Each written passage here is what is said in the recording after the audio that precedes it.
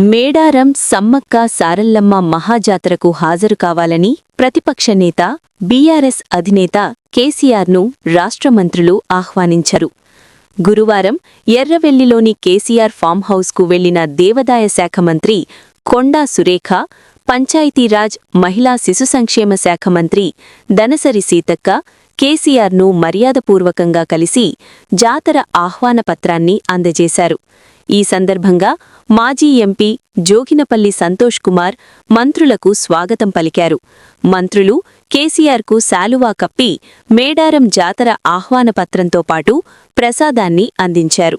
కేసీఆర్తో పాటు ఆయన సతీమణి శోభమ్మను కూడా జాతరకు ఆహ్వానించారు. మంత్రుల రాకకు కేసీఆర్ దంపతులు సాదర స్వాగతం పలికారు.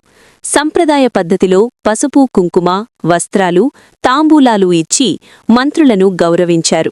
అనంతరం తేనీటి విందులో పాల్గొని కొద్దిసేపు యోగక్షేమాలు మాట్లాడుకున్నారు.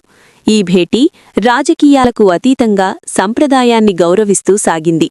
ప్రజాస్వామ్యంలో అధికార, ప్రతిపక్షాల మధ్య ఉండాల్సిన హుందాతనానికి ఇది ఉదాహరణగా నిలిచిందని పలువురు అభిప్రాయపడుతున్నారు. భేటీ అనంతరం మంత్రి సీతక్క మీడియాతో మాట్లాడుతూ, అసెంబ్లీలో కేసీఆర్ను కలవలేకపోయామని, అందుకే ఆయన నివాసానికి వెళ్లి మేడారం జాతరకు ఆహ్వానించామని తెలిపారు. ఇందులో ఎలాంటి రాజకీయ ఉద్దేశాలు లేవని, ఇది సంప్రదాయ ప్రకారమే జరిగిందన్నారు. కేసీఆర్ దంపతులకు దేవుడి తరపున పట్టువస్త్రాలు సమర్పించామని చెప్పారు. సమ్మక్క సారల్లమ్మ జాతర ప్రపంచంలోనే అతిపెద్ద ఆదివాసీ జాతర అని సీతక్క పేర్కొన్నారు. అన్ని ప్రాంతాలకు, అన్ని వర్గాలకు మేలు చేసే తల్లులు సమ్మక్క సారల్లమ్మలని అన్నారు. మంత్రి కొండా సురేఖ మాట్లాడుతూ, మేడారం జాతరకు వస్తానని కేసీఆర్ హామీ ఇచ్చారని తెలిపారు. అవకాశం చూసుకుని హెలికాప్టర్లో జాతరకు వస్తానని కేసీఆర్ చెప్పారని వెల్లడించారు.